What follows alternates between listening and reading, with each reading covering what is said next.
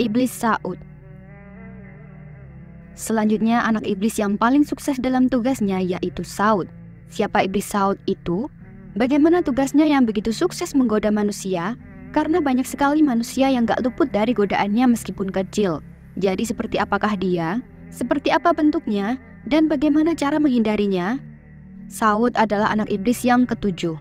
Nama Saud berasal dari bahasa Arab yang berarti berita atau kabar. Nama ini sesuai dengan tugasnya, yaitu memodifikasi pemberitaan dengan dusta. Saud akan menyebar berita bohong, palsu, dan hoaks yang bisa menimbulkan fitnah, kebencian, dan kerusakan. Saud adalah musuh besar bagi orang-orang yang ingin mencari ilmu dan kebenaran. Saud akan selalu berusaha untuk menghalangi mereka dari sumber-sumber yang valid dan terpercaya.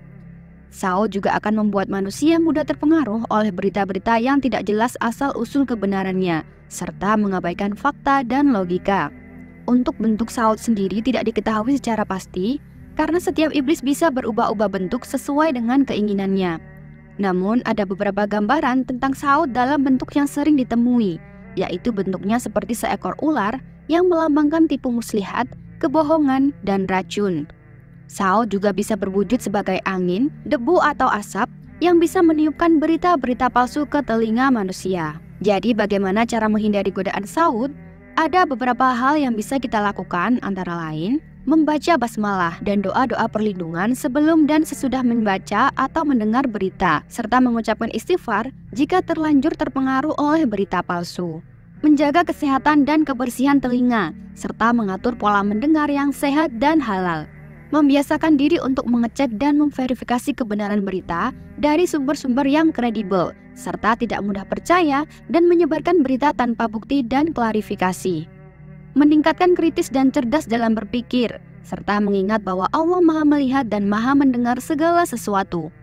Menghindari hal-hal yang bisa memicu rasa penasaran, seperti membuka media sosial, website, atau aplikasi yang banyak menyajikan berita-berita tidak jelas. Kanzab. Namanya juga sering muncul di cerita-cerita film horor Indonesia. Kanzab adalah iblis yang paling menyeramkan dan suka mengganggu. Siapa itu Kanzab? Seperti apa bentuk dan tugasnya? Dan bagaimana cara menghindarinya? Kanzab adalah salah satu anak iblis yang bertugas untuk mengganggu manusia dalam menjalankan sholat. Ia melaksanakan tugasnya ketika seorang muslim sedang memulai gerakan takbiratul ihram dan mengakhiri gerakan salam. Tujuan utamanya yaitu membuat orang tidak khusyuk saat mengerjakan sholat. Kanzab akan menanamkan bisikan-bisikan jahat di hati manusia, seperti membuat manusia malas sholat, terutama sholat subuh dan isya, membuat manusia lupa berapa rakaat yang sudah dikerjakan, atau apakah sudah membaca surat tertentu atau tidak, membuat manusia tidak khusyuk dalam sholat, dengan mengalihkan perhatian ke hal-hal lain, seperti urusan dunia, masalah pribadi, atau keinginan nafsu, membuat manusia tidak merasakan kenikmatan dalam sholat. Kisah tentang Kanzab pernah disebutkan dalam hadis Nabi. Suatu hari, Anas menyebutkan bahwa Utsman bin Abi al-Ash datang kepada Nabi Muhammad dan berkata, "Wahai Rasulullah, ada setan yang menjadi penghalang antara aku dan sholatku, dan dia mengganggu bacaanku." Rasulullah pun bersabda, "Itu adalah setan yang bernama Kanzab. Jika engkau merasakan kehadirannya, berlindunglah kepada Allah darinya. Maka bacalah ta'awud dan meniuplah ke samping kirimu sebanyak 3 kali." Utsman bin Abi al-Ash berkata, "Selanjutnya aku melaksanakan apa yang telah diperintahkan oleh Nabi. Dan benar, Allah mengusir setan itu dari diriku." Hadis riwayat Muslim. Bentuk Kanzab tidak diketahui secara pasti, karena ia termasuk makhluk halus yang tidak bisa dilihat oleh mata manusia. Namun ada beberapa riwayat yang menyebutkan bahwa Kanzab memiliki bentuk yang menyeramkan seperti tikus. Bagaimana cara kita untuk melindungi diri dari godaan Kanzab? Ada beberapa hal yang bisa kita lakukan. Di antaranya adalah selalu berdoa, terutama saat akan sholat, dengan membaca ta'awud dan basmalah. Menjaga kebersihan dan kesucian tubuh, pakaian, dan tempat sholat, dengan berwudu, mandi, dan membersihkan debu atau kotoran. Dan selalu meminta perlindungan kepada Allah SWT dari setan yang terkutuk. Iblis Tibir. Nama iblis yang paling terkenal dalam Islam yaitu Tibir. Siapa sih sebenarnya Tibir dan apa tugasnya? Tibir adalah nama iblis yang bertugas untuk menggoda manusia agar mudah marah dan emosi. Iblis ini akan membuat manusia tidak bisa mengendalikan amarahnya dan melakukan hal-hal yang merugikan diri sendiri dan orang lain. Iblis juga akan menanamkan rasa dendam, benci, dan iri hati di dalam hati manusia. Iblis memiliki banyak cara untuk menggoda manusia agar marah dan emosi. Misalnya dengan membisikkan hal-hal negatif di telinga manusia, membuat manusia merasa tersinggung atau terhina oleh orang lain, atau memanfaatkan situasi yang tidak menyenangkan bagi manusia. Iblis juga akan memperkuat ego dan nafsu manusia agar manusia tidak mau memaafkan atau berdamai dengan orang lain. Dalam hadis, Rasulullah SAW bersabda, "Marah adalah awal segala keburukan." Jadi begitu bahayanya godaan iblis, ketika kita marah maka dimulailah awal segala keburukan. Dalam hadis yang diriwayatkan Ibnu Asakir, menyebutkan bahwa ganjaran bagi orang yang mampu menahan amarahnya, Rasulullah bersabda, "Siapa yang meninggalkan amarahnya, Allah akan tutup aurat atau kesalahan, kekurangan, atau aibnya. Siapa yang menahan amarahnya padahal ia mampu melakukannya, Allah Azza wa Jalla akan memenuhi hatinya dengan rasa aman pada hari kiamat." Hadis riwayat Ibnu Asakir. Banyak sekali hadis yang menganjurkan kita untuk menahan amarah. Rasulullah SAW bersabda, "Barang siapa menahan amarah, sedangkan dia mampu untuk melaksanakannya, maka Allah kelak akan memanggilnya di mata semua makhluk, hingga Allah menyuruhnya memilih bidadari manakah yang disukainya." Hadis diriwayatkan Imam Abu Daud, Imam Tirmizi, dan Imam Ibnu Majah. Dari Abu Ad-Darda radhiyallahu an, ia berkata, "Wahai Rasulullah, tunjukkanlah kepadaku suatu amalan yang dapat memasukkan dalam surga." Rasulullah SAW lantas bersabda, "Janganlah engkau marah, maka bagimu surga." Hadis riwayat Tabrani. Terus bagaimana cara kita untuk melawan godaan tidbir? Yang pertama, teruslah mengingat Allah SWT dan membaca ayat-ayat Al-Quran. Menyadari bahwa marah dan emosi adalah sifat yang tidak disukai Allah SWT dan akan merusak akhlak kita. Rasulullah SAW bersabda, "Orang yang kuat bukanlah orang yang pandai bergulat, tetapi orang yang kuat adalah orang yang mampu mengendalikan diri kita ketika marah." Hadis riwayat Bukhari dan Muslim. Kemudian cara selanjutnya, ambillah nafas dalam-dalam dan mengucapkan ta'awudz, yaitu a'udzubillahi minasyaitonirrajim. Ini adalah cara yang diajarkan oleh Rasulullah ketika beliau melihat seseorang yang sedang marah. Hadis riwayat Abu Dawud dan Tirmizi. Mengubah posisi atau tempat kita berada. Jika kita sedang berdiri, maka duduklah. Jika kita sedang duduk, maka berbaringlah. Jika kita sedang berada di dalam ruangan, maka keluarlah. Ini adalah cara yang diajarkan oleh Rasulullah SAW untuk menghindari hal-hal yang bisa memicu kemarahan. Hadis riwayat Abu Dawud dan Tirmizi. Mengingat akibat buruk dari kemarahan dan emosi, baik di dunia maupun di akhirat.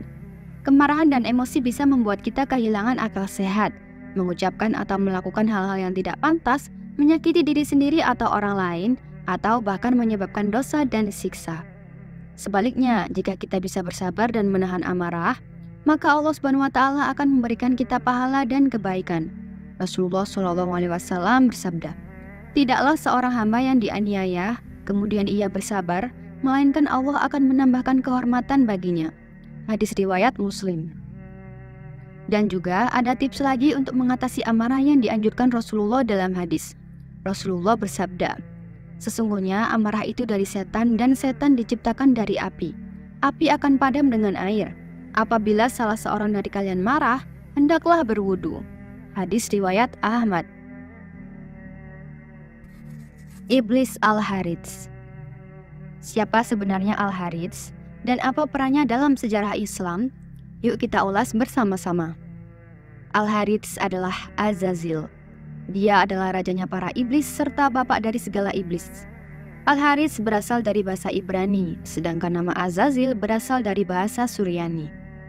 Kedua nama ini memiliki arti yang sama, yaitu yang terbuang atau yang terkutuk.